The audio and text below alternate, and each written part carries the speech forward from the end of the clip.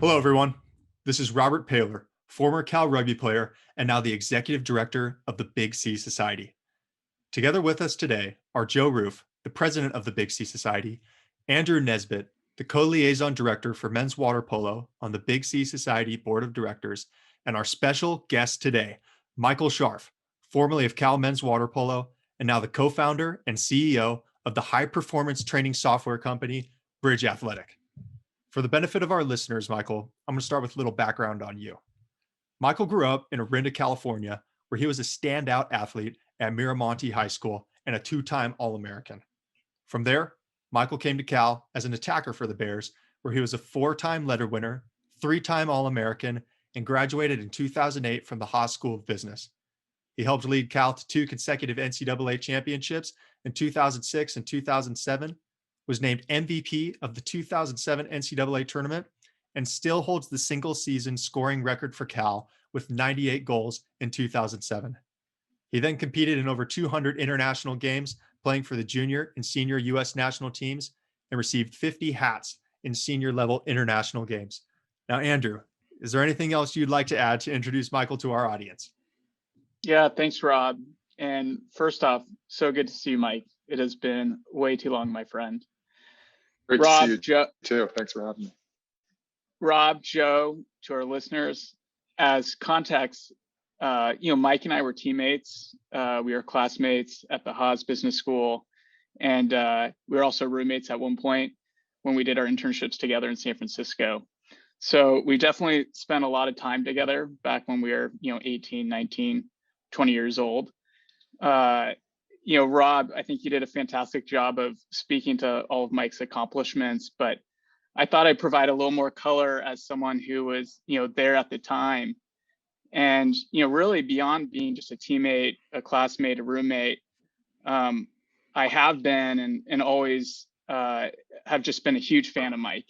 And I'll try to kind of explain what I mean by that.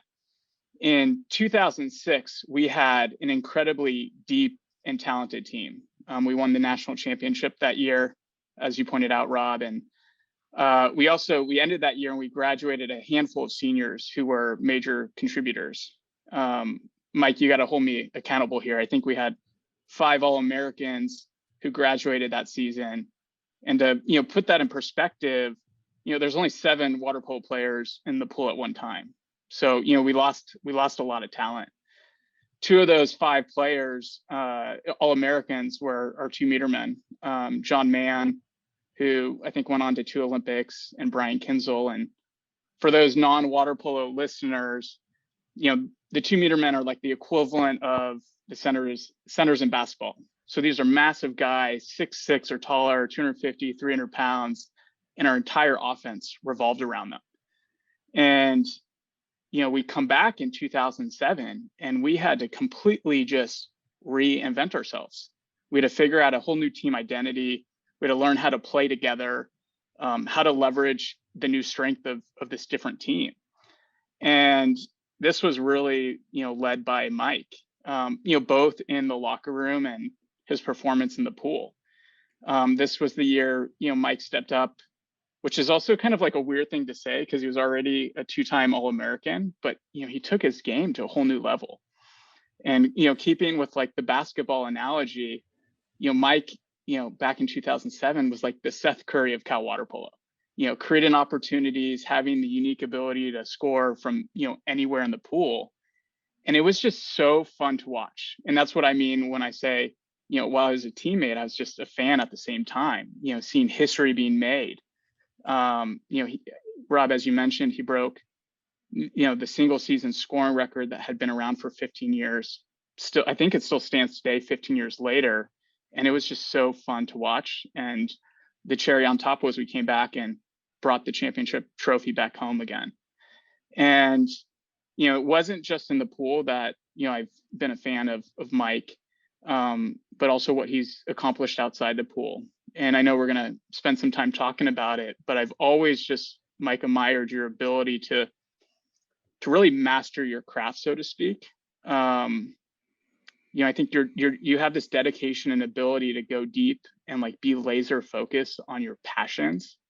And we obviously see the outcome of that from what you accomplished in the pool, but maybe what is less known to others. I remember in school, you would spend hours and hours in the art studios, doing pottery and woodworking.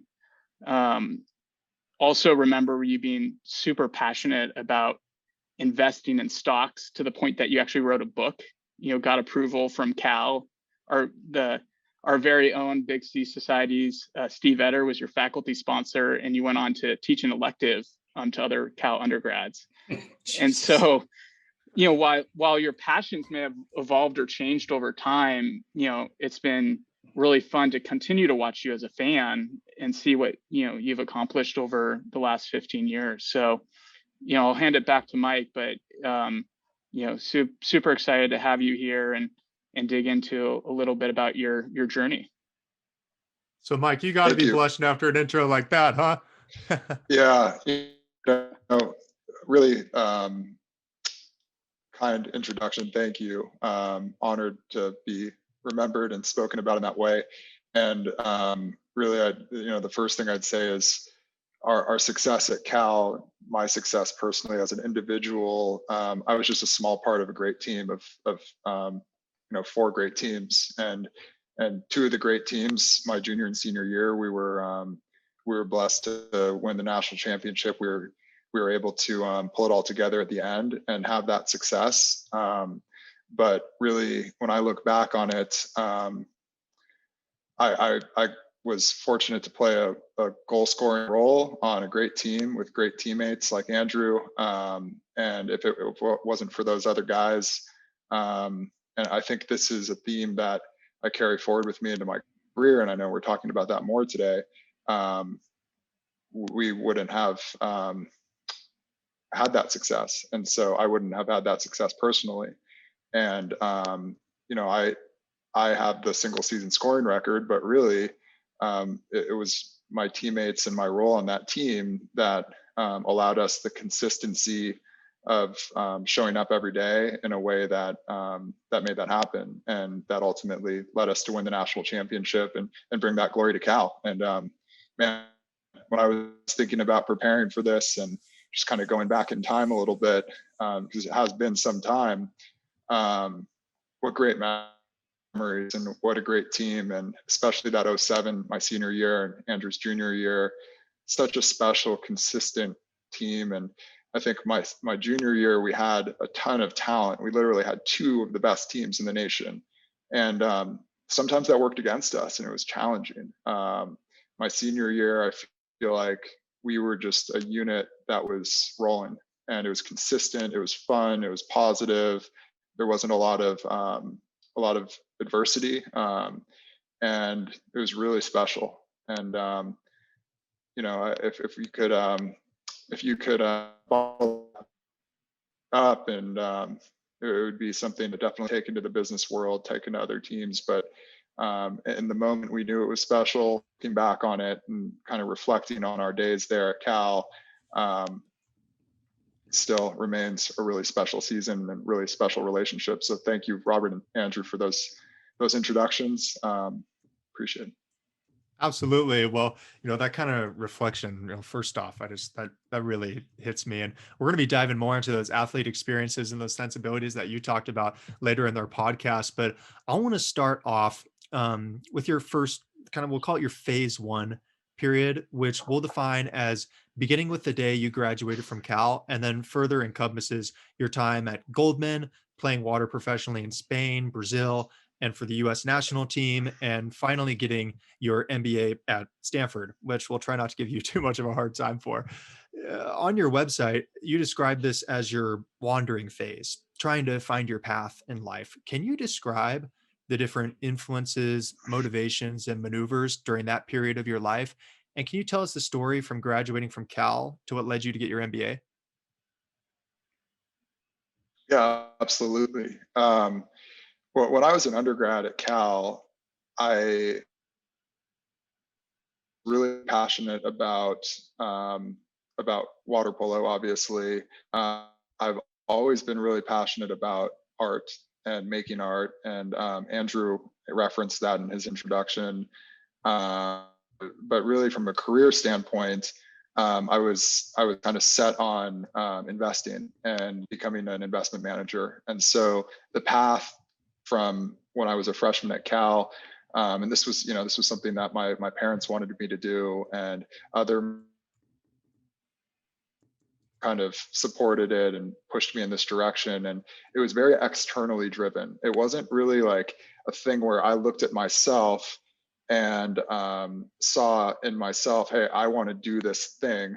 It was more like these people who I trust to get advice from and guidance from are saying, this is a thing that you should do. And furthermore, back in 2005, 6, 7, this has shifted, and this shifted while I was working on Wall Street, I think. In my perspective, becoming an investment banker or a trader or a professional investor at a hedge fund or something like that, those felt like the jobs that were the most competitive, and that felt like the path that was the most challenging. And as a competitive person who strives for excellence, I was drawn to that. And so I was kind of pushed towards it by people. Then I was drawn to it because of the competitive kind of alpha nature of the industry. And ultimately when I got there, I didn't last very long because I wasn't really as passionate about that lifestyle as I thought I was. I worked at Goldman for about a year full time, and when I was there, a couple of the guys on the U.S. national water polo team retired. One of them went to Stanford Business School. Another one of them decided to take a couple of years off. And so I was invited to join a team to play in the World Cup that summer. And obviously I had to train up to that. And so for those of you who don't know what it's like to work at Goldman Sachs, my role, I was working as kind of an execution trader on an investment management desk at that point. And we were building out foreign bond portfolios for our clients because they were scared that the dollar was going to depreciate because of all of the very similar to where we are right now, all of the money being printed by the Federal Reserve. And so on any given day, I was at my desk at like 3:45, 4 a.m., working on executing trades with the London fixed income desk. This is like 2 hours before most of the other folks on my team got there. And then I would be there until 6 or 7 p.m. most nights, working more on like the client service side, so preparing presentations for my bosses and stuff like that. And it's an all-in job. And so when I was called up to play, I started training, and I've always been one where I have a few ends of the candle to light. And so at that age, I had even more energy than I do now, and I still think I have a lot of energy. And so I was training. So I would be at the Olympic Club. That's where I was training, lifting weights, swimming, practicing water polo there, driving to Cal, training with them. And at some point when I made the decision to move back towards water polo, I informed my desk there, and they were supportive. And that was actually even harder at that point because then I was basically like all in on water polo, but still had a full-time job at Goldman Sachs. And so for like 3 or 4 months, I shifted my responsibilities so I didn't have to be in the desk as early, so I could get there. I could get there later at like 6:15 a.m. So I'd be in the garage of the Olympic Club doing a dynamic warm up before they opened the doors at like 4:20 a.m. Then I would go get a lift in, get a swim in, and then basically put on my clothes and jog to the desk to be there before the market opened at 6:30. Work all day, and at that point they knew that I was rolling out, so I could leave at like 5, which was a short day for that company. Then I would go back to the pool, either go to Cal and train with the boys there, or go back and so anyway, did that. Finally rolled out of there completely, and that was in preparation for the World Cup. Joined the national team. That whole year, for most of the year, I was a starter on the national team. Tony Azevedo and I were the starters on the 1-2 side. And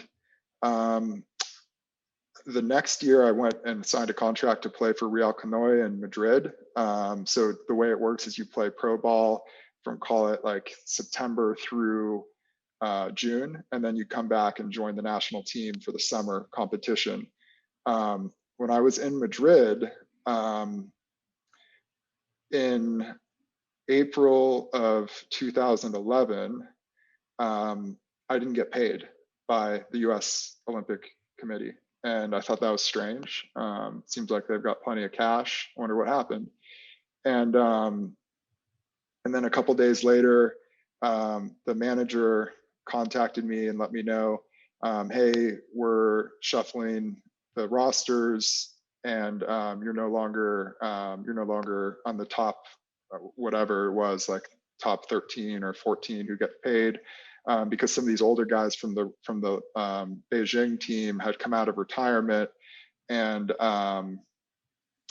so basically my dream of making that Olympic roster was kind of dissolving before my eyes. I came back to the States, put in a good effort in summer camp, kind of saw the writing on the wall, didn't make the world championship team that summer, and kind of started scratching my head, figuring out what was next. At that point, I realized a couple things. One is I didn't want to go. I didn't want to go back and keep playing. I already once before had decided to stop playing water polo. I was really career motivated, and I just didn't feel fulfilled in that lifestyle of being a professional water polo player. And so ultimately, I decided after they went in that direction at World Championships, it wasn't going to change the next year for the Olympic roster. So I kind of informed folks who are close to me that I was no longer going to play water polo professionally,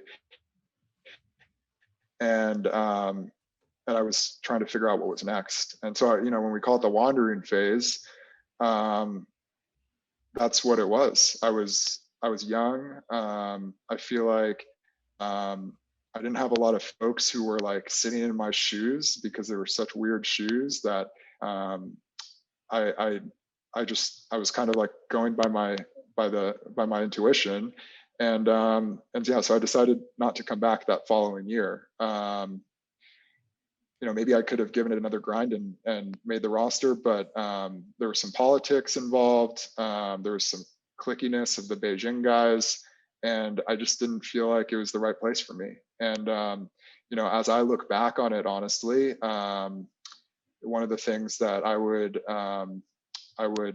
urge young folks early in their career, or at any point in their career, you got to trust your intuition. And the more you can trust your intuition, and the more you see that your intuition is very, very wise, the better off you'll be, and the happier you'll be, and the more successful you'll be. And so, when this happened, I didn't know, I don't think I even knew what trusting your intuition meant at that point. I knew from water polo, when you feel good about a shot and you take it and it goes in, that's a good thing. But it's taken me longer to understand that we have this guidance system inside of us. There's no handbook for it. But this was one of the first times. So anyway, that happened. I decided not to go back. I got a job offer to go back to Goldman at an associate level, which is much higher pay, probably like less hours, because you're no longer the low man or woman on the totem pole. And of course, the one of the folks who was running my desk, or the managing directors of the desk, knew my folks and Arinda, and he had them. So now my parents are like so excited, like, oh, congratulations, you get to go back to Goldman Sachs now. And I was in contact with them, obviously, and I was planning to go back, and I had this sick feeling inside of me, and I knew it wasn't right. I was doing it. I went there the first time for, frankly, the wrong reasons, and I was going back for the wrong reasons too. And I'll never forget how scary it was to make that call and say, hey, thank you, but I'm actually not going to accept this opportunity. And then to wade off into the unknown and figure out what I was going to do. Because at that point, I just realized that I wanted to do something more creative. I wanted to do something more entrepreneurial. I didn't have the concept of bridge athletic was starting to materialize at that point. I decided to take the GMAT because I figured, I don't really know what I want to do. I know that it's not professional water polo. So going back to business school would be good. I'd always liked Stanford. We can say whatever we want about Stanford, but I was recruited by them. I respected them. I didn't want to go there for undergrad. I had the dream of being a Cal water polo player. Growing up in Orinda, it's gotten a little bit different the last few years. But back when I was coming up, if you were a good water polo player from Miramonte, you go to Cal and you win national championships there.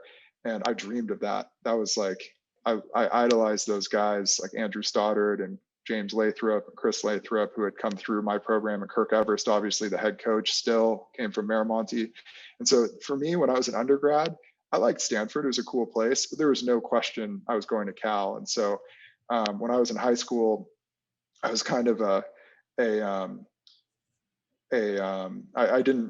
never took an AP class. I believe I wrote my Stanford admissions essay about a pot that I had thrown in the ceramic studio. And so I kind of wanted to make sure that I didn't get forced to go to Stanford by my parents. And so anyway, I got to go to Cal for undergrad. That was great. That's why we're all here. Didn't have no ill feelings towards Stanford. So applied there, went there for grad school. That's when I started Bridge Athletic.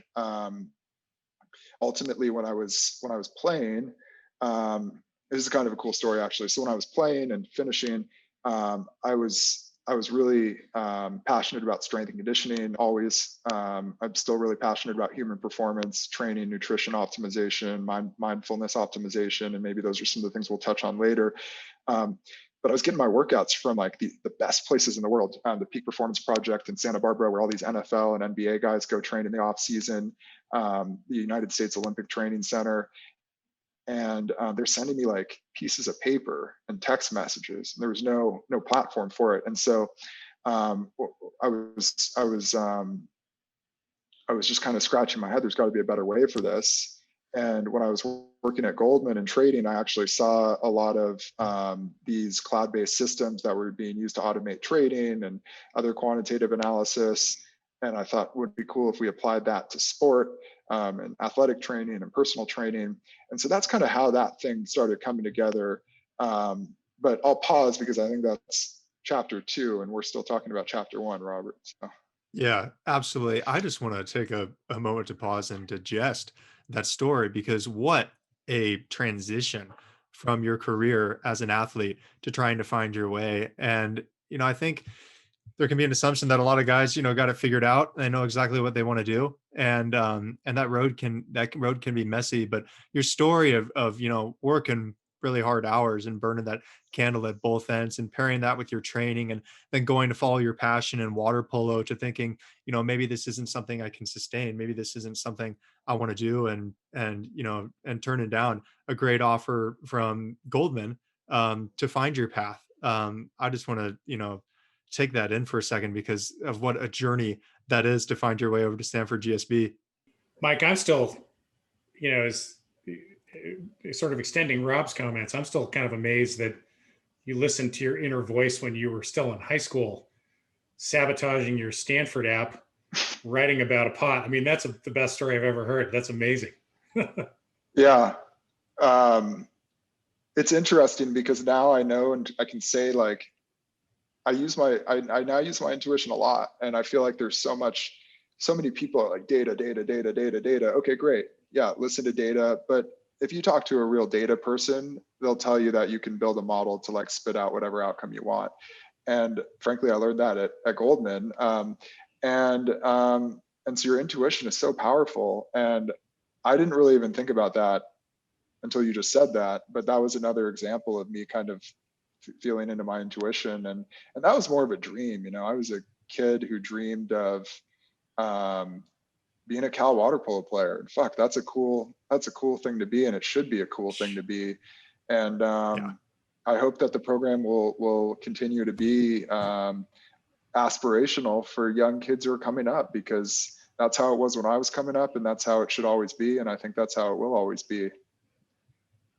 Amen. Michael, I want to talk about your decision to get your MBA and kind of reflecting on that decision. I'm curious because you have your MBA and you're also a successful entrepreneur. How would you counsel aspiring Golden Bears on the subject of whether they should or shouldn't invest in an MBA, particularly if they're interested in an entrepreneurship as the path that they want to take?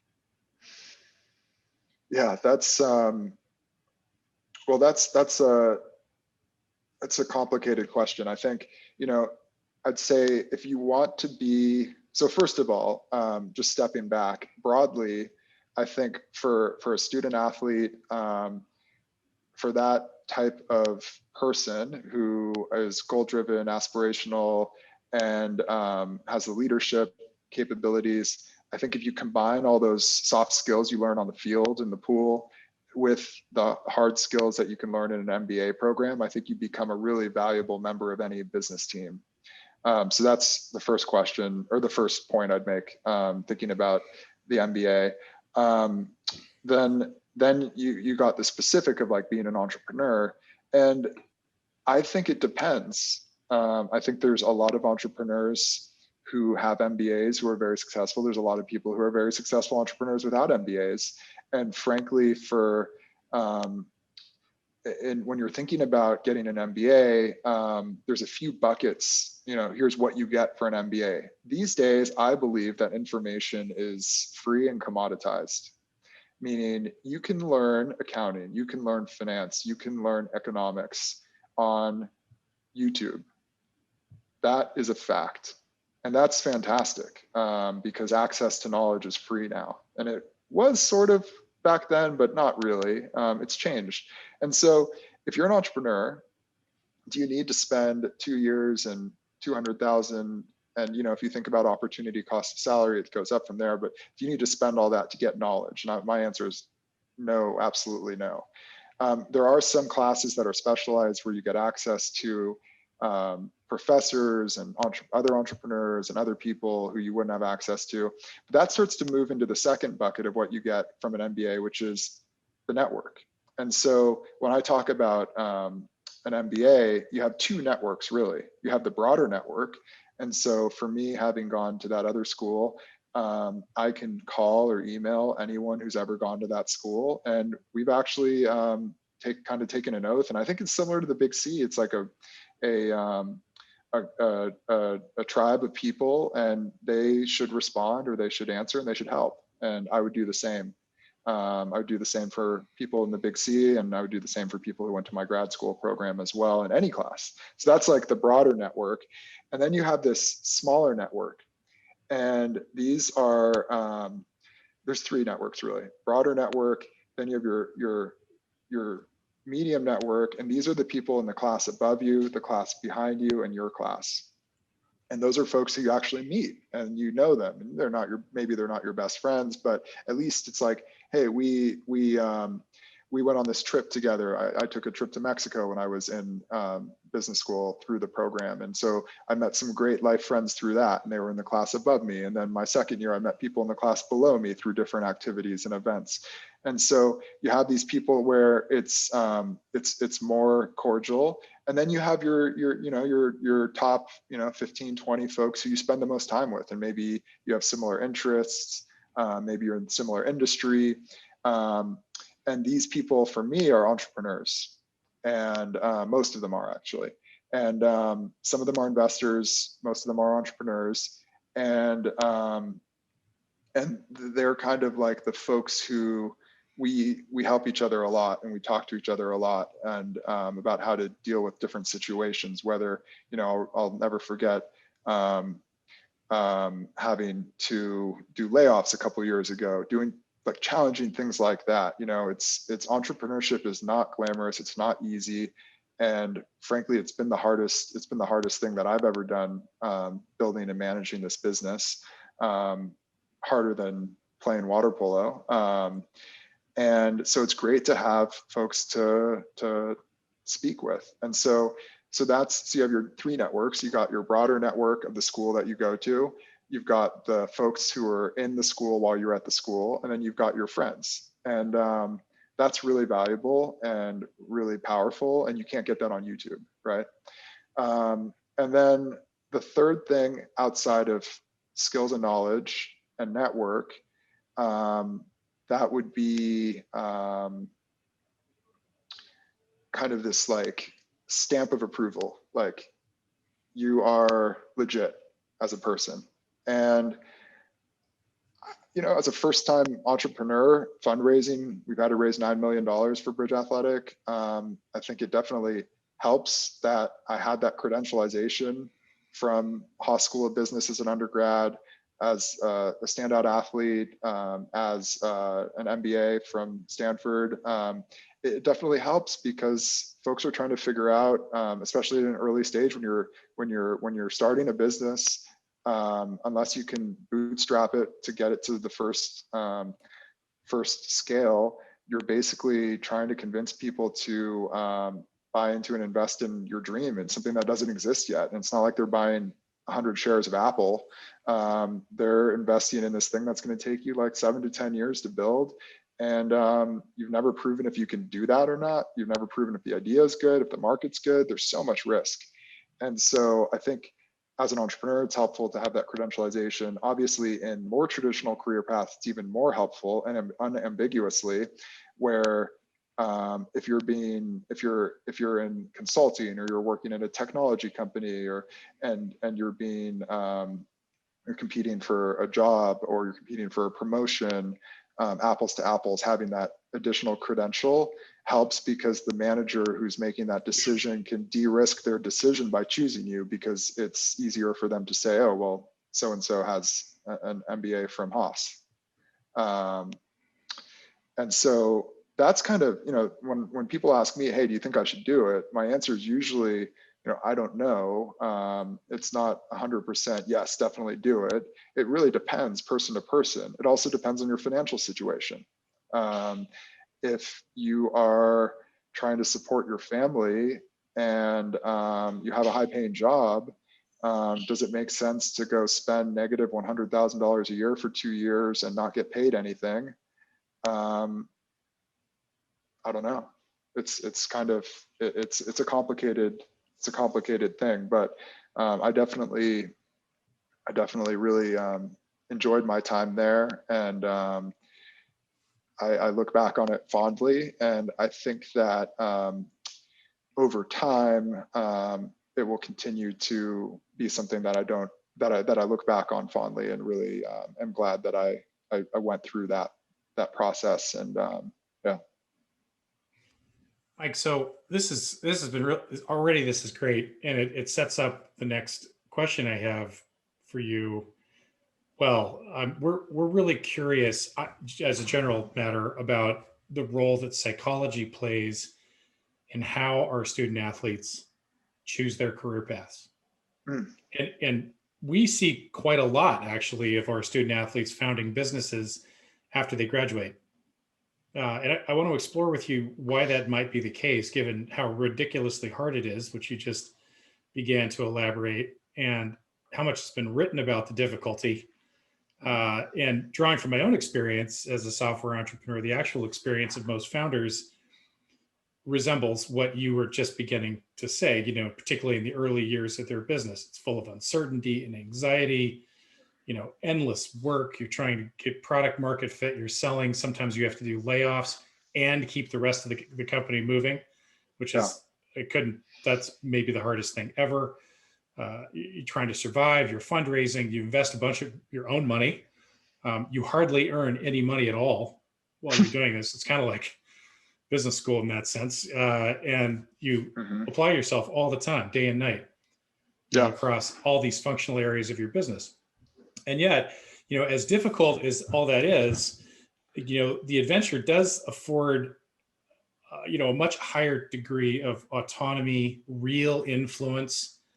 And I'm wondering perhaps if there's like a greater sense of alignment with, let's just say, like your elevated sense of self, this confident, capable student athlete graduating from Berkeley, in your case, also from the GSB. And I'm curious if you think that sort of sense of confidence and capability, steered you or gave you the confidence to steer into your role as a founder Yeah. while you were at GSB, and to sort of eschew, like, no, I'm not going to go back to Goldman Sachs, Yeah. and so forth. And, what do you think about that?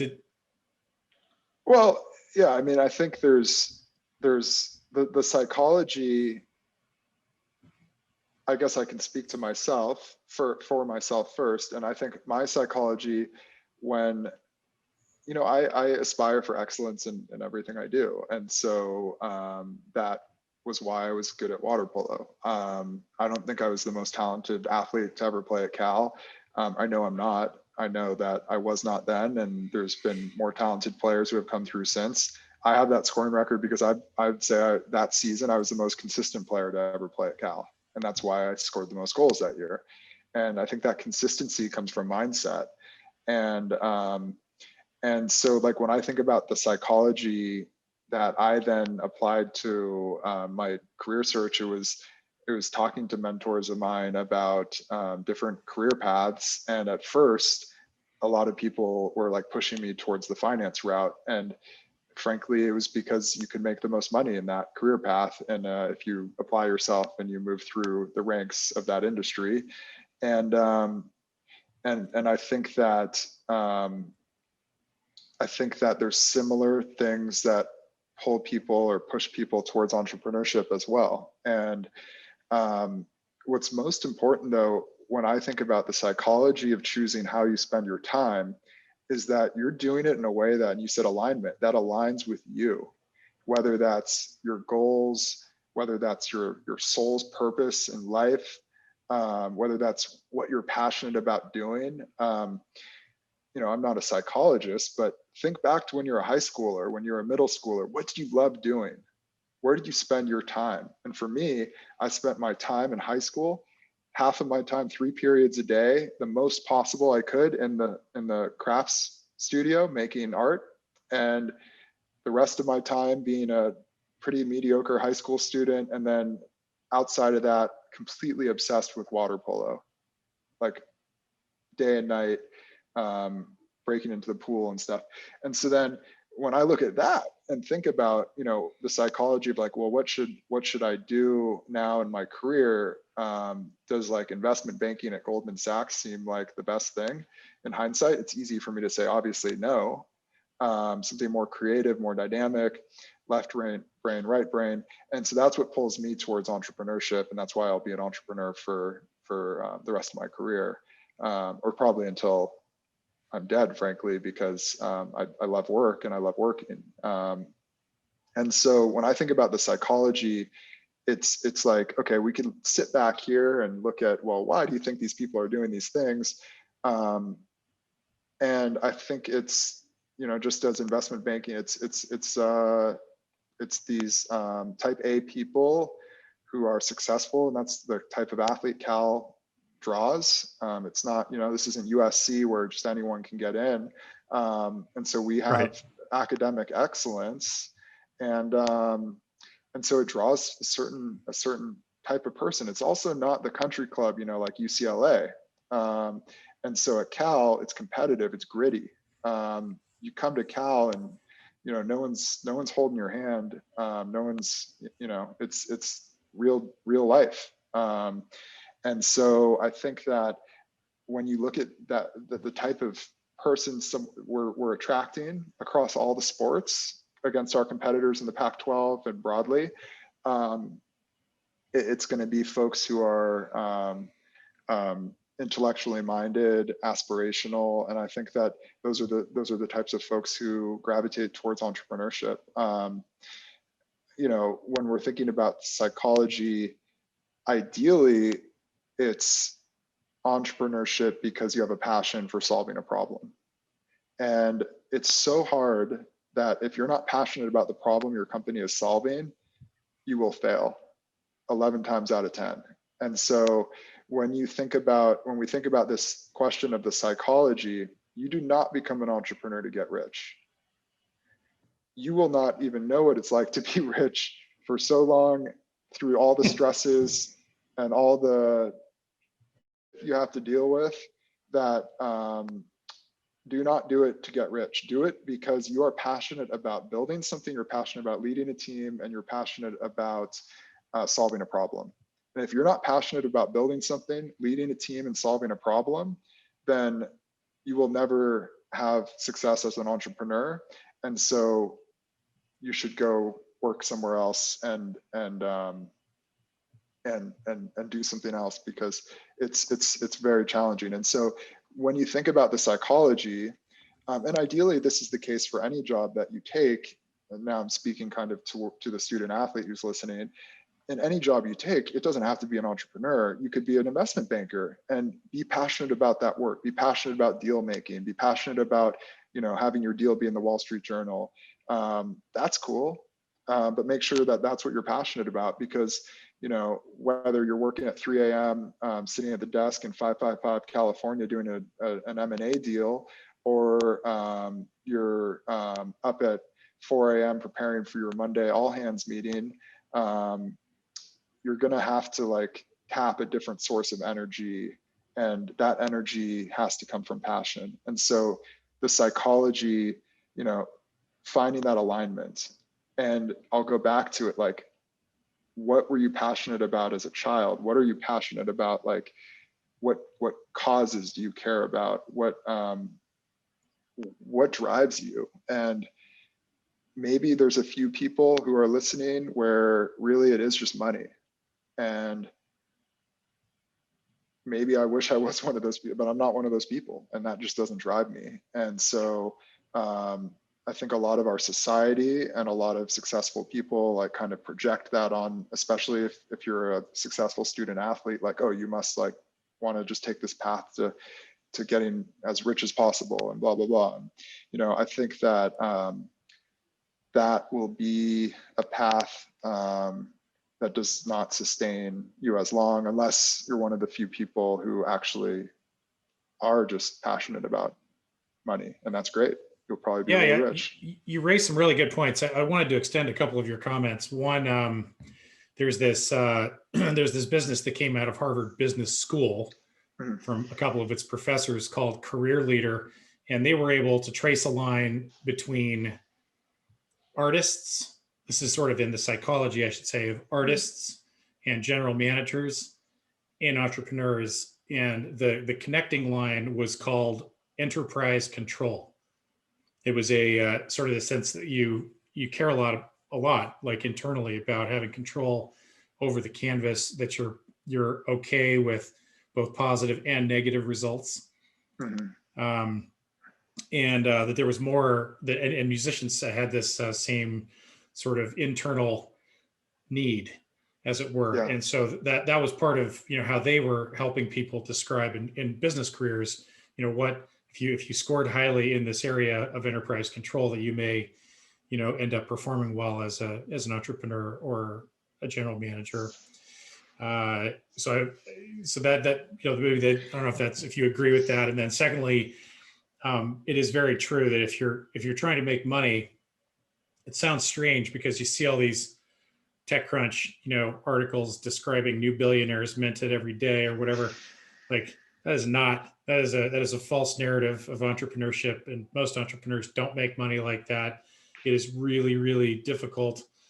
And it would be sort of like saying if you were a writer, and one guy made this analogy recently, and you expected that your first book was going to end up on the New York Times bestseller list.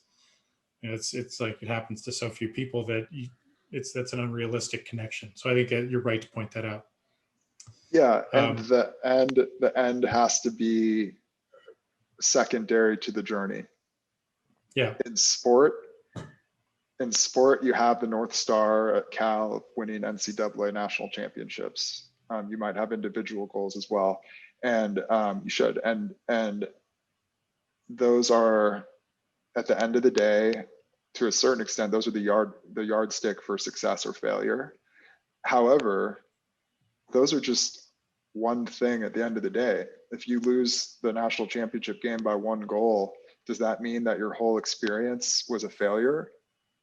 I hope not. Yeah. I wouldn't want to live my life like that. I was lucky that we won our national championships junior and senior year, and I got to go out on top. But if that had swung the other way, and we were having this conversation, I certainly would not be sitting here saying, I didn't get anything out of my experience. And so it's that journey, and it's every step of the journey, it's every breath of the journey that's the most important thing. And so getting that alignment and making sure that you're walking the right walk for yourself, I think is really important, because if you're an entrepreneur, maybe you'll become a billionaire, maybe you won't, but at the end of the day, all you'll have is the experience and the people Yeah. you worked with, the lessons you learned, the problem you were trying to solve. It's very similar to sport. It's very similar to sport. And I think that making sure that I don't think people could show up and train hard and train the right way and buy into a team if they weren't bought into this greater vision and not just this like end result. And so, ultimately, I think similar to sport and career, and specifically in entrepreneurship, you've got to take an approach where you're enjoying the journey and enjoying each day, or trying to enjoy each day. Otherwise, it's going to be really hard. Yeah. I completely agree. Rob and I talk about this all the time, like the journey, it's really life. Like the outcome is the journey, not the other way around. You should be focused on so I want to talk about a couple more dimensions of entrepreneurship for those people in our audience who are thinking about if they've listened to what we've said so far and they're still like, yep, this is for me. Can't wait to do that. I am an inner artist. I want to build a great product. I don't care about the money. Yeah, there's a couple of the popular pieces of guidance that's out there, in the entrepreneur literature world include, having complementary skill sets. Yeah. Because there's just a lot to do. First of all, there's like in a new business. So like if one person is really good at one group of work and the other person's really good at a different type of group of work, there's fewer opportunities for conflict. And it's also just super practical. So that's good. And then there's all sorts of other things, related to like work style. Totally. How you process stress and, all of the sort of the emotional complexity of that. So there's, I would encourage anybody who's listening to this who wants to start a company to read as much as possible about the dynamics that can happen inside of founding teams, and to think through a lot of this pragmatic advice that's out there, like in the, we'll call it the written ether, the world of entrepreneurial literature. Yeah. Also, go ahead. Oh, I was just going to say, another thing I would bring up is, to the aspiring entrepreneur, go work at a startup as close to the CEO as possible, or the management team. And maybe it's early stage, maybe there's 10 employees, but go there and see what that journey is like. And I would urge you to try and get a chief of staff role or some kind of role like that, where you're engaging directly with these folks. If you want to be a founder, that's founder school, right? It would be like if I want to be a national champion water polo player and I'm not playing water polo in high school. That doesn't make sense. So some people are ready to make that leap directly to the big leagues, but there's very few Kobe Bryants, right? And so go learn, go watch, go see what works, what doesn't work, go see what you disagree with, what you agree with. I think that my work experience in finance, and then I did some startup work before. I wish I would have worked a little bit more in early stage companies. And even if the person you're working for isn't that great, then at least you learn from that. And you're like, hey, I don't want to be like that. I don't want my company to be like this. That's helpful. And so if you end up at a place that's really great, like when I was your age or when I was the kids' age and 22, 21, the big startups to go work at were like called Facebook and Google. And so maybe you end up there and you end up making 50 million bucks at age 26, you know? So I think there's a lot to be said for if you want to be an entrepreneur in software, the Mark Zuckerberg stories are few and far between, but very broadly broadcast. And so do not be, it's kind of like this positive selection bias. Those are the stories that get told the most because they're the craziest, and they are the craziest. Go work, and if you feel like you're onto something that's really incredible, then do it. That's great. But if you don't need to like create the more sustainable path towards being a technology entrepreneur is to work for entrepreneurs, work in an entrepreneurial environment and learn and see the culture and see dynamics of founders and all that stuff. And from the standpoint of our upbringing, our collective upbringing as athletes, what makes a great athlete? There's no great athlete who's just like comes from the womb and goes straight to the top, you know? Great athletes have great mentors. They learn, they're on great teams. They have great players ahead of them. And even if, Kobe Bryant, he grew up in the path of professional basketball. You look at Steph Curry, Klay Thompson, there's no coincidence why all three of those guys, their families were involved in this thing. And that is a great advantage. And so how can you create that for yourself in entrepreneurship? Go try and find a startup to work for so you can learn this stuff. Yeah, great idea. Also, another subject our listeners always ask about when it comes to the subject of entrepreneurship is raising money. So I'm just interested, when did you start raising money for Bridge Athletic? And can you give our sort of aspiring entrepreneurs a sense of like how the tranches of fundraising unfold? Yeah. When you actually start paying yourself anything like as a founder and so forth, and how the whole process unfolds of raising money and building a company in segments and phases and so forth. Yeah, definitely. So basically, I guess we can use two different analogies. One would be an onion, like the vegetable, and another would be these milestones, like a road and different, you're going from point A to point B to point C. And so if we start with, we'll use them in parallel. So you start with nothing. You have an idea, you have your background, you have your network, you have your skills. And so for free, you can write a plan.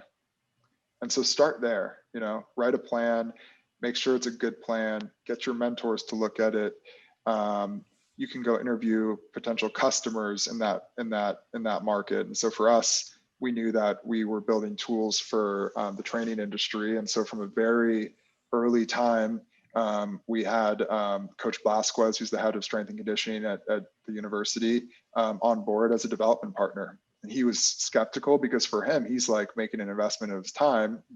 And so I think it definitely helped that we were credible people and we delivered on our first few milestones. And so anyway, you start there, and then there's different paths. Like if I do another technology company, I would imagine that I would probably start raising $5 to $10 million in a seed round. The age 25 version of myself did not have access to a $5 to $10 million seed round. When I'm 40 and doing my next startup, I think I will have access to that kind of funding. And so that's totally different, right? So depends on where you are. But as you're going from milestone A to milestone B, you're de-risking the business. So if we think about the onion theory of risk, or the risk spectrum, now this goes back to investing. So we can put on our stock picking Wall Street investment hat. The least risky companies are companies that are like, blue chip, been around for a long time, have really solid businesses, They're counter-cyclical. And so buying those stocks is not very risky, right? Probably the most risky stock you can buy is a first-time entrepreneur's seed round. And so as an entrepreneur, as you make your way from being just some gal in the garage pulling some things together to being, having Apple be one of the largest market cap companies in the world, right? That's a path that is taken from point A to point B to point C to point D. And so as you go from point A to point B, you're trying to make it less risky, right? And so what does that mean? It means maybe you prove out that some of your customers are going to buy this thing. Maybe it proves out that, hey, I finally got this team around it. So now I have some engineers building. Maybe it's your first sales. Maybe it's not that at all. Maybe you're doing something more technical. So it's like a white paper or something like that. And so what you want to do is, as you're peeling back these layers of the onion from a risk standpoint and going from gal in the garage with a cool idea to Apple stock, right, which is much less risky. And so in investing, we think of risk versus reward. And so if I buy Apple stock, I'm probably not going to get a 10,000x return. If I buy a seed investment, frankly, you probably won't get a 10,000x return either, but you could if you invest at the right time in the right company. And so as you're progressing from the ladder, from the former to the latter, you're de-risking. And so Can I interject? Really I want to make sure I'm hearing you right here. So one important idea is the idea of a milestone. Yes. And in this context, a milestone would be defined as something that reduces the risk of like an outcome. Like let's just say I just signed 10 new customers, or I achieved revenue run rate of N, and this reduces the risk of the company and simultaneously increases the value of the company. Right. So as an entrepreneur is planning their business, they start with an idea.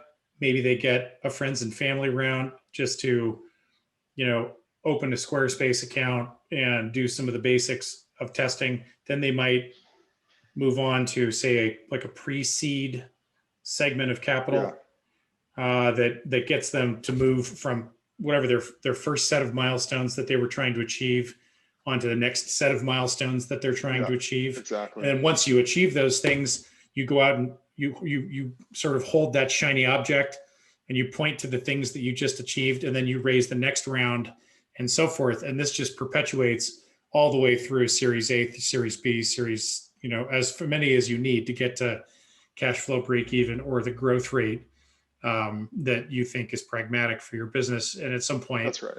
if you're really lucky, you sell your company. This is in the technology context, at least, software technology context. You sell your company, or you're so profitable that you can go public. That's and right. And either way, your investors get paid back in that moment. Is that kind of the cycle that you've seen? Or that's really well articulated. And so if you add, so I was using these analogies of this onion layer, onion theory of risk, where you're peeling back a layer of risk from each milestone to the subsequent milestone. And sometimes you will strap funding rounds onto these milestones, and the semantics of those funding rounds, for whatever reason, is seed, then Series A, B, C, D, E, F, G, as far as you need to go to IPO or exit. And ultimately, though, that is the funding names and all that stuff. That is just semantics, and really, like, the core value of the business, you want to be peeling back these layers of the onion and growing the business. And so when I think about our milestones, getting the first couple million invested in the business to know that at least we got a shot at building something, getting our first engineering team assembled, getting our first product usable, those are huge milestones. And then now, just this last year, we crossed the milestone of becoming cash flow break even. And that's a huge milestone as well, because now we don't need to go back to the capital markets to sustain the business. And so ultimately, And now we're thinking about what's the next milestone? Where do we go from here? And it's just like sports, sometimes you win, sometimes you lose, but the best teams and the best athletes are always trying to figure out, how do I improve? Coming off of a win or a loss, you have a list of things you can do better. And so, yeah, that's really well articulated from a technology standpoint, that you would go through these series of investment. But there's so much more to the world of entrepreneurship than just the venture capital backed technology entrepreneurship. And I would really urge people to think outside of that bubble, and think about other forms of entrepreneurship, other types of businesses, other types of markets. I mean, I look at some Cal grads who've started this furniture business in Oakland called Jacob May. And they're building an incredible furniture company. He was an engineering student at Cal, and that's a cool business. I don't know what his capitalization has been. I imagine maybe he's never raised any equity and he owns the whole thing. I look at my aunt is a mentor of mine, and she has an incredible window coverings business. If you go to Bed Bath & Beyond and you buy any window coverings, those come from her company, a bunch of different brands, and she's done incredibly well in that business, owns the whole thing, her and her partner.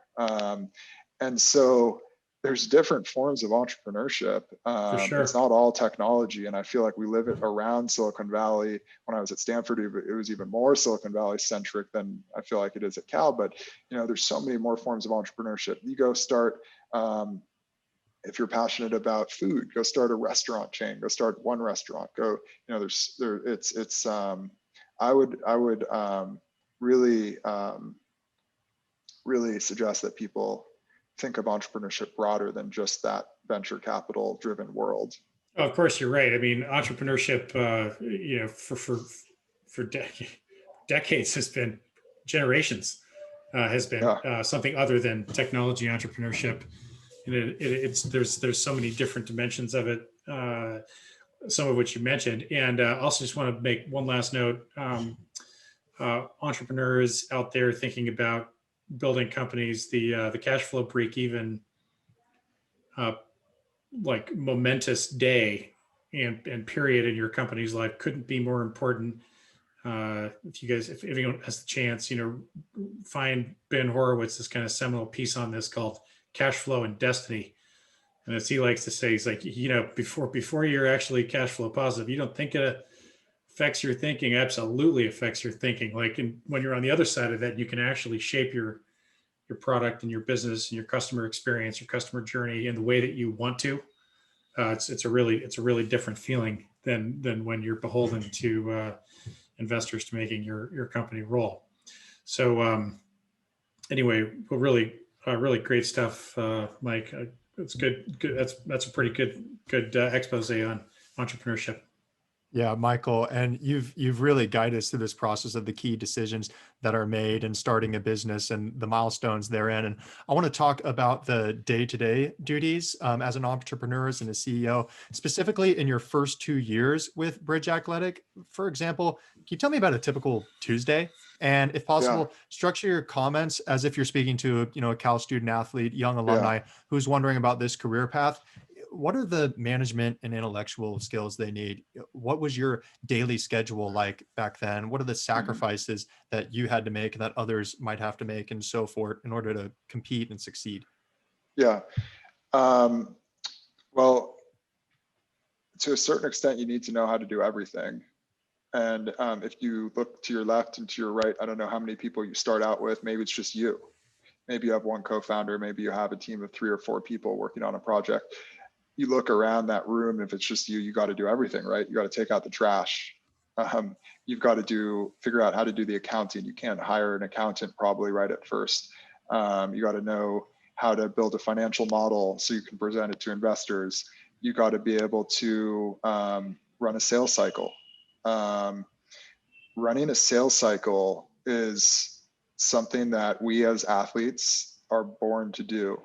And that's why so many athletes are in sales. But I'll tell you what, as an entrepreneur, I'm not technically in sales, but sales is the most important job that I have. In software, we were selling our product. It didn't even exist yet. And I had to get people to buy into this vision of what we were building to solve problems that they had. And so, you know, I can't tell you how many times someone said no to me, whether it was a prospective customer or a prospective investor. And so learning how to run a sales cycle is so important. So while you're in college, I learned how to do it. I was interning in commercial real estate one summer when I was at Cal, and they taught me how to do walk-up cold calls. I'll tell you, it's the least glamorous thing you could possibly do. I put on a suit and walked around downtown Oakland, knocking on doors of industrial warehouses, asking for the real estate decision maker to try and convince them to work with my boss. And we had a list of 100 buildings, and the goal was to get like 10 of them to give me a business card and take a meeting, and then maybe one of those closes into a deal. And I'll tell you, man, that was the most, when I think back on the journey, and maybe it was because I studied finance and understood accounting and all that, but those sales skills are so important as an entrepreneur. And I think sometimes that's overlooked. But yeah. I don't know if that fully answers your question. But yeah, so an average Tuesday, going back to that. Let's see. So how about we like fast forward like 2 years in? I remember I would be getting, we had an office in San Francisco right near Costco. And so I would get to the office at like 6:15, 6:30. And my work culture was like it was bred out of my work experience on Wall Street. And so started early, and I'd get there early. I would take care of some of my own stuff first, and then I had to prepare. I was managing a team at that point of like 6 or 7 salespeople, young people who were making a lot of calls, and we had a lot of like new hires coming in, and so there was a lot of training, and so the first thing of the day that was most important to the business at that time was like, let's get these folks off and running. And so often it would start with a sales meeting in the morning.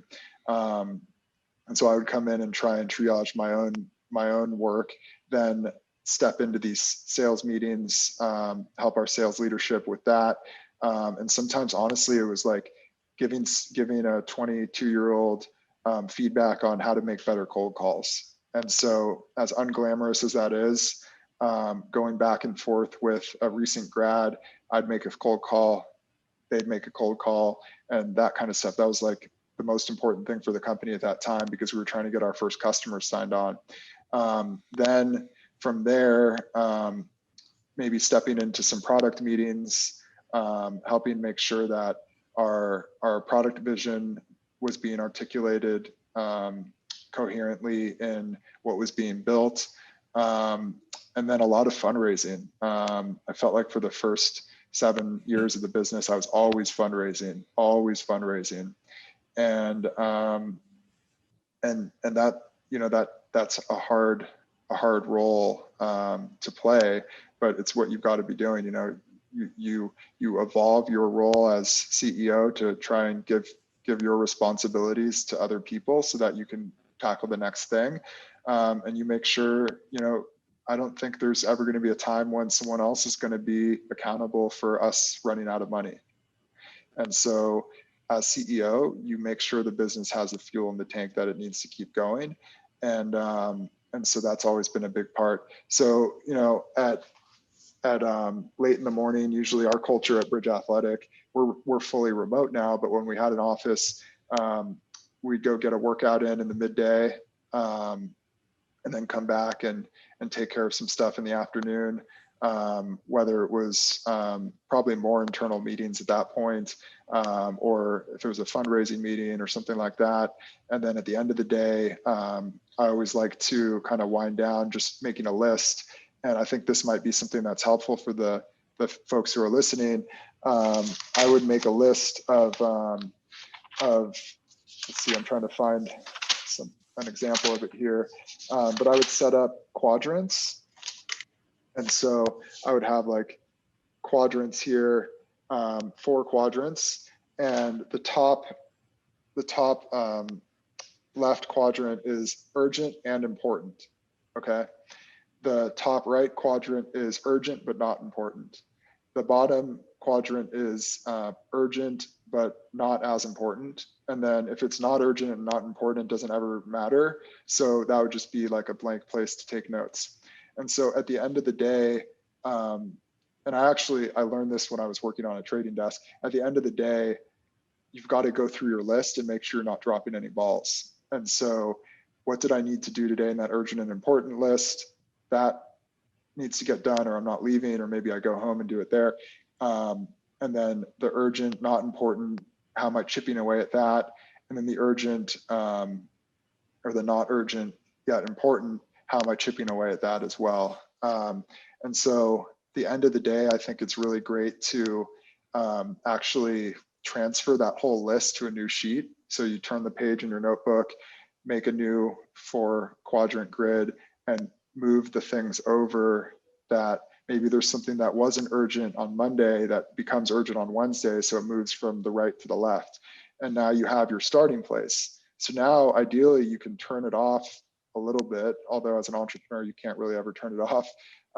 Turn it off a little bit, go home, get some rest, and come back and have a place to start the next day. But I think that's a really good ritual that I enjoyed utilizing to kind of have an ability to turn the page there from day to day at the end of the day. Managing the chaos, managing the struggle. Exactly. Daily. Exactly. Well done. Yeah. Yeah. That is a fantastic tool. And I want to continue following this thread here of the day to day. And I'm wondering if you can contrast those first 2 years in your day to day and compare it to what your day is like now, running a growing company that's competing and winning clients, teams, including teams that are across every professional sports league and Power 5 NCAA conference, you're earning real money and so forth. How has your perception of the CEO role changed with this change of scale, and how's it stayed the same? Yeah, well, I think I've grown as a person. I'm a different person now than I was when I was 26, 27, 28. I'm 35 now. I'll be a different person when I'm 45. And so I think, the role has changed. I've changed.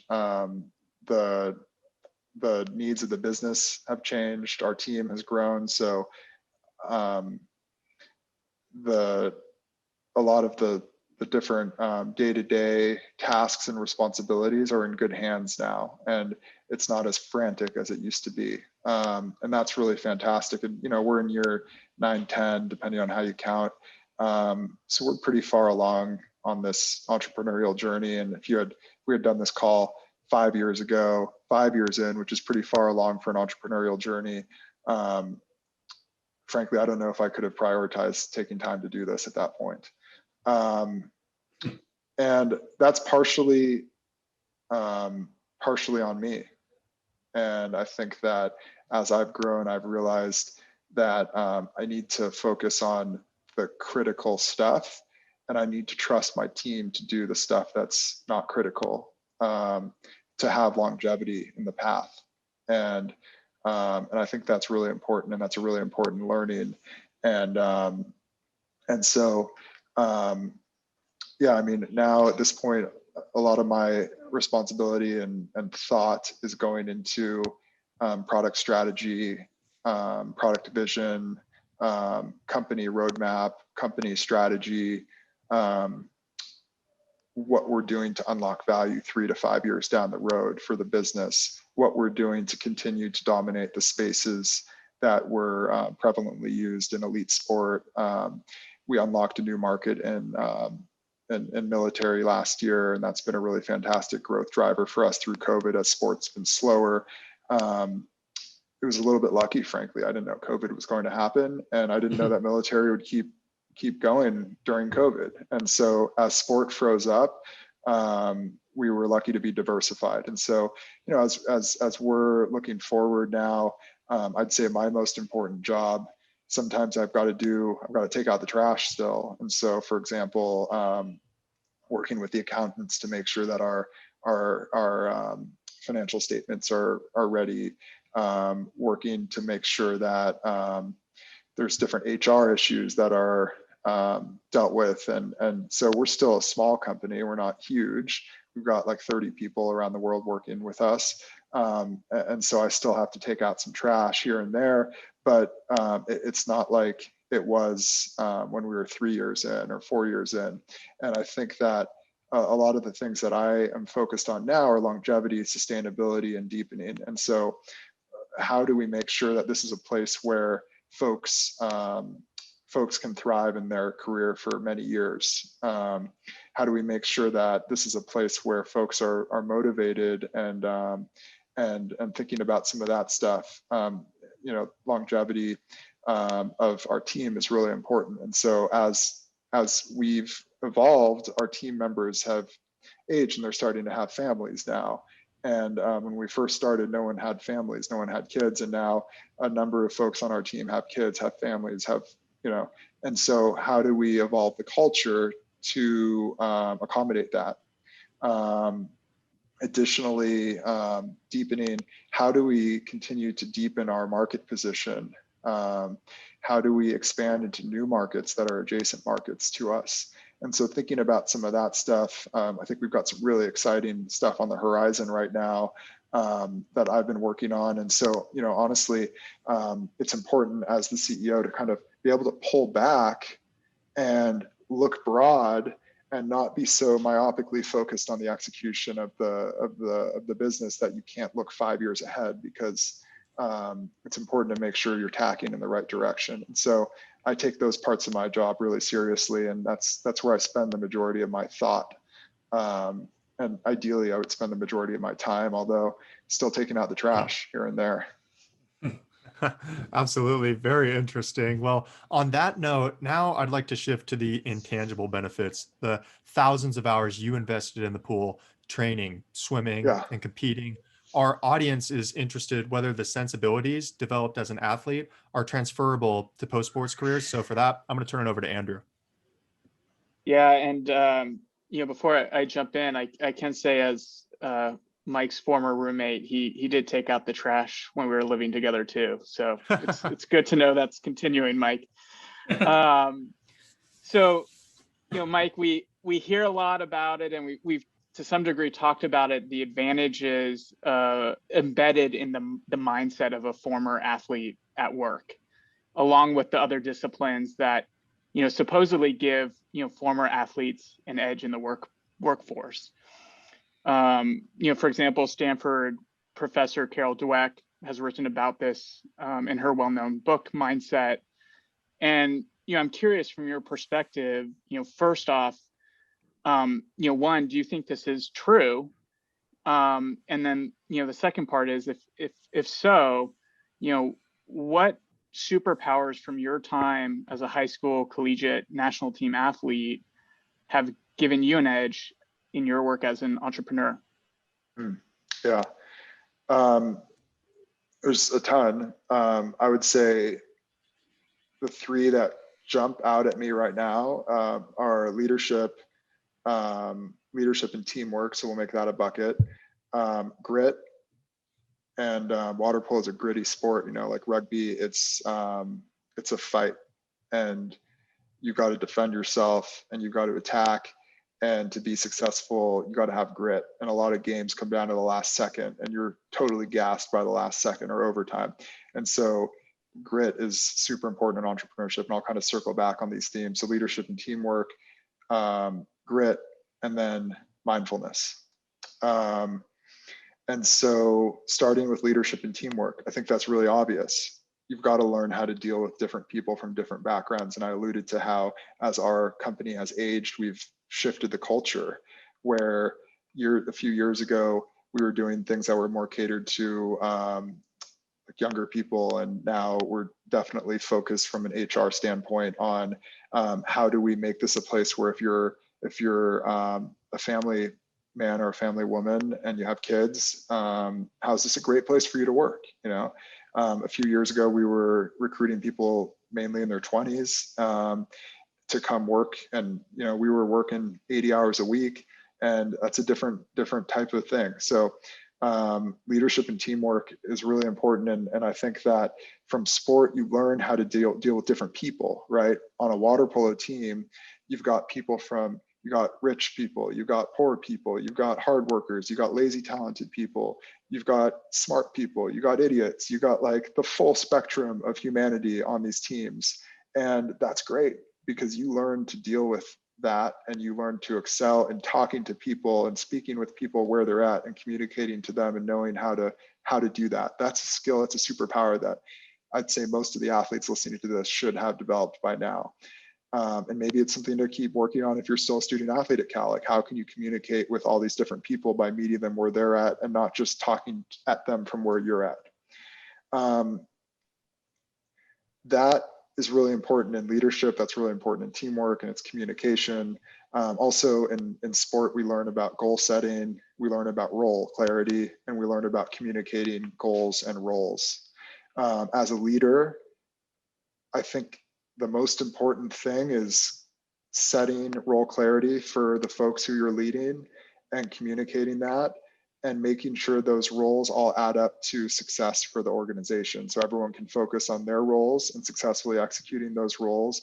And then that leads to the goals for the organization. If each person executes their role properly and achieves their individual goals, and the organization fails, then you failed as a leader. And so additionally, if you have roles for everyone and they're not doing their roles, and because of that the organization fails, then you failed as a leader, whether you're the captain of a sports team at Cal, or you're the manager of a sales team at Google, or you're running a startup. So role clarity and communication around those roles is super critical. And that's something that you're learning as a student athlete right now, whether you realize it or not. So that's the first bucket. And those are kind of like the people skills. And that's great because not very many people at age 22 have had to go through the things that you've gone through as a student athlete. Then the next bucket, grit. Especially for an entrepreneur, like grit is so important because, man, we can sit here right now and say, it's great that bridge is used at Cal and across the Pac-12 and in all these pro teams and blah, blah, blah, blah, blah, and we're cash flow break even. And isn't that fantastic? It's like, you know, one of the things I'm working on is like trying to step back and be proud of that success, but it's been such a hard road. And that the grit, when I look back on my days as an athlete, it's the grit that's the most important thing. And it's grit that made us a good water polo team. And it's trusting through that adversity, trusting the process, trusting the goal that you want. And having gone through that at Cal as a student athlete, I think helped really solidify my belief in and understanding in like a longer journey. And I think there's so much instant gratification now that you don't have in sport, that having that body of work that you've just done as a student athlete, either in a season or in your 4 years or in the 12 or 15 years as an athlete of playing that sport, studying that sport and coming up in that sport, that's great. Because when it gets hard, you can think back to those times when it got, I do this. I think back to my sophomore year when we were not a good team, and there was a lot of adversity and there was a lot of conflict between the guys on the team, between when we're losing. When you're losing, it's not good. And I remember how shitty that was. And I remember the grit that it took me to keep showing up every day and keep training hard and keep believing.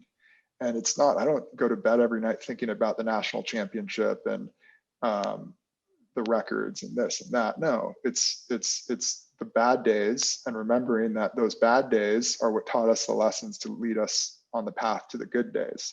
And that's the grit that helps as an entrepreneur. And honestly, when things get really tough, I think back to those days when my water polo career was really tough, and then remember that was all part of the journey, and you've got to just wake up the next day and keep going. You kind of know what it feels like too, right? It's yeah, like you felt it before. You felt it before. Yeah, and any athlete's felt that before. You show me an athlete who hasn't dealt with adversity and grit, and I don't think they're an athlete. They haven't really competed, you know? Yeah. Whether it's to get a starting spot on the team, whether it's to win the games, you know, you gotta go through that Overcoming adversity. injury. Yeah. Overcoming an injury. Yeah. And so that grit is super important. And so, yes, we've got like the leadership and the teamwork stuff. We've got the grit, and then the third category, mindfulness. Ranting, mindfulness. Thank you, Robert. Mindfulness is so important. I learned mindfulness from one of the sports psychologists at the United States Olympic Training Center when I was called up to the national team when I was a sophomore in college. And mindfulness is probably the most important practice in my life that's been consistent from when I was a student athlete until now. And it's like how strength and conditioning prevents injury and competition. Mindfulness prevents burnout and like doing erratic, crazy stuff when you need to have that grit and when things get challenging. Mindfulness allows you to keep perspective. Mindfulness allows you to communicate clearly. Mindfulness allows you to have your intended communication impact the person you're communicating with in the right way. And mindfulness, frankly, I think helps like alleviate anxiety. And so I think mindfulness is really, really important. I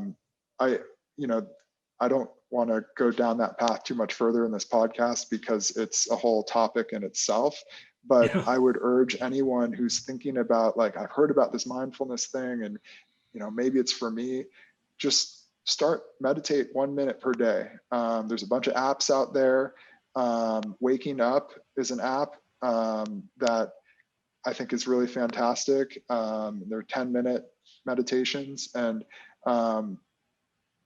you know what you're doing when you're meditating is you're practicing observing the mind, and you're practicing refocusing, because what mindfulness does as a practice is you're refocusing on your breath, or you're refocusing on sensory of your body, depending on the style of meditation that you're doing. I practice now Zazen meditation, which is refocusing on emptiness. And so as a thought comes into your mind, you observe that thought, you see it as a thought, and then you refocus on emptiness, either focusing on your breath or your posture or your form.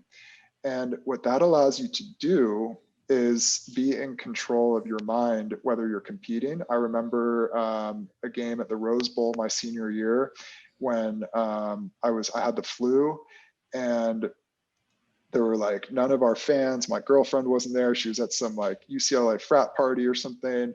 And there were all these UCLA fans. And this was a super critical game for us. It was really hostile, like all these drunk people throwing things in the pool and screaming at us. I was sick as a dog. And I remember sitting there and starting to let these things come into my mind, and the anxiety of like, we're going to lose this game. And going back to my mindfulness training and like looking into the gutter to take my mind out of what was happening outside of the pool and pulling my focus in. And then we had a play at the end of the game that literally at the buzzer beater, the play went to me, and I was able to keep my concentration on beating the goalie. And I remember it was something I learned 2 times before against UCLA. And if I hadn't had that like mindful switch to re-engage, there's no way I would have remembered what the goalie was going to do and been able to score that goal. And so mindfulness as an athlete is really important, but then taking that mindfulness forward into your career is probably even more important. And so for me, mindfulness is something that I was fortunate to learn when I was young. And it's something that it's actually increased. I spend more time now meditating than I do lifting weights. And I run a strength and conditioning company. So I think it's really important. And I would urge anyone listening to really give it a shot. Just start 1 minute per day. If you don't have 1 minute per day, then you're fooling yourself. Give it a shot. Nice job blackening the line. That's a good one. Those are 3 excellent buckets. Okay, Seriously. so we got our closing question now, Mike.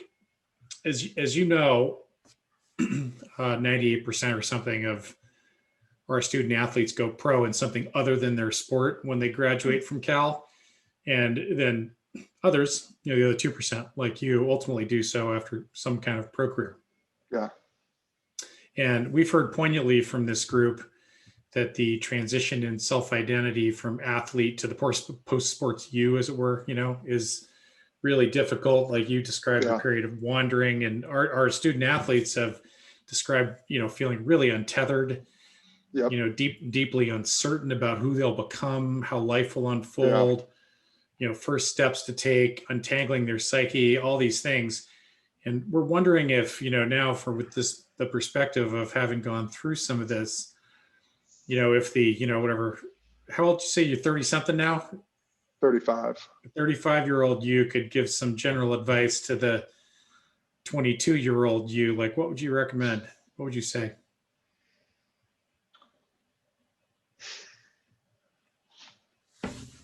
First and foremost, look within and try and figure out, like, who are you? And there's tons of ways to do that. There's people like life coaches who can help you do that. And but one thing, I talked about it before, like, when you had the freedom to choose how you spent your time, how did you spend your time? And then as you're thinking about your career, look at a job and figure out, like, how am I going to spend my time if I'm in this job? How much of my time do I want to spend working? How much of my time do I want to spend doing other things? Specifically with the transition from elite sport to non-elite mandatory sport, realize that you probably are addicted to working out.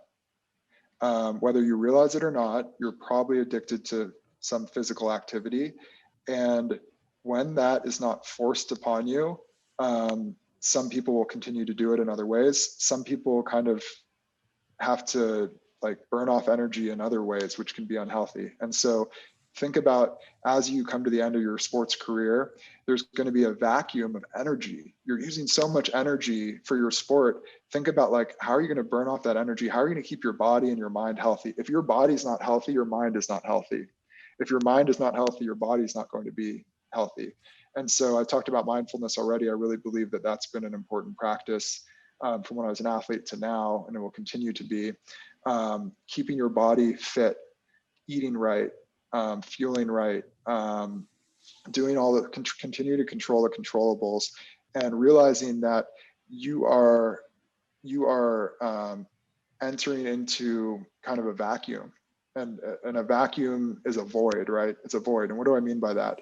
I mean that you've had this thing taking up so much energy, so much time, so much space for so long that you are now entering a place where you need to figure out what is going to fill those things, whether it's a goal setting, from a goal setting standpoint, to a time allocation standpoint, to just simply energy, and, like, making sure that you're working out and getting the energy out. Otherwise, you can struggle. And for sure, I struggled when I was cut from that World Cup team. Could have talked about that for 90 minutes. Those were some of the hardest months of my life. And I didn't have a great support network, and I didn't have a lot of people who were sympathetic. Like, I just spent the last year playing professional water polo in Spain, and that's like living the dream to most people. But I was in a hard time, in a hard position. And so emerging out of that, I needed to find a physical practice. Luckily, I still played some water polo. Now I practice yoga and surf a lot. For physical, the mental side's important, but remember, like, you're going to have a void to fill, and you can fill it mindfully and deliberately and intentionally, or you can try to just keep moving, and if you're lucky, that'll work out, but it might not. And that's okay too, because that is a teacher for you. And when the student is ready, the teacher will present itself. And adversity is a teacher. Teachers aren't always people. Adversity is a teacher. Losing a game is a teacher. Getting punched in the face in a game is a teacher. These are all teachers for us. And so maybe the adversity after ending sport is what you need to actually look in the mirror and figure it out. But be prepared for that, because it is challenging when you're leaving sport, because there is a big void left by moving on. And try and find some people who can help you with that path. People who are ahead of you from your team, doing things like what you want to do, and spend a lot of time figuring out, like, what do you actually want to do, and do things. Don't just sit back on the sidelines and think, oh, maybe I want to do investment banking. Maybe I want to be an entrepreneur. Maybe I want to play pro. Go play a season. Go get an internship and do commercial real estate and walk door to door. Go work as a waiter at a restaurant. Go bartend. Go coach water polo or coach your sport. Go do things, and then step back and think, did I like that? What did I like about it? What did I not like about it? So at the end of the day, you have a list of values and of things that you enjoy doing that fulfill you. And then you can find jobs that will align to those values. And so it is hard to transition out of being a student athlete. The more intentionally you can do that, the better. But just realize that you're actually set up for success, because the stuff you learned as an athlete, where you carry and shoulder a tremendous amount of responsibility for execution of task at a very young age, that's training you to be very, very productive and a very good member of any team. And so I think that, yeah. Just a closing thought on that. One, on the subject of getting some help. Our own Dana Vollmer Grant has just launched a business to help people kind of sort through this type of sort of introspective thinking. And I also wanted just to say thank you for sharing, honestly, some of the difficult moments, like, the getting cut moment, because in truth, like, what we're trying to do here is expose the real narratives of jobs, of people's lives, of moving through these transitions. When, I commented, Rob, before this interview, that someone could look at your life on paper and think, like, wow, of course, that guy's got it all. He's just proceeding along and it's been perfect the whole time.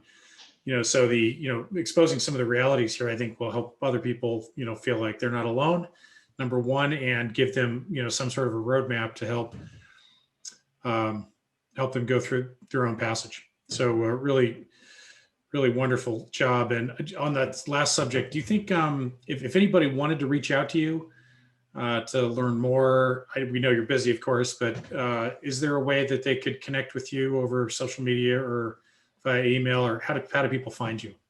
Yeah, my email is probably the best way to reach out, just michael@bridgeathletic.com. Yeah, definitely. I'd love to hear from you, especially if you're thinking about becoming an entrepreneur. I think, in the past, folks have asked me to help them on an investment banking or that kind of path. And I don't think I'm very suited for that, despite having done it myself. But yeah, for folks who are thinking about going into entrepreneurship, love to chat with you and connect in that way.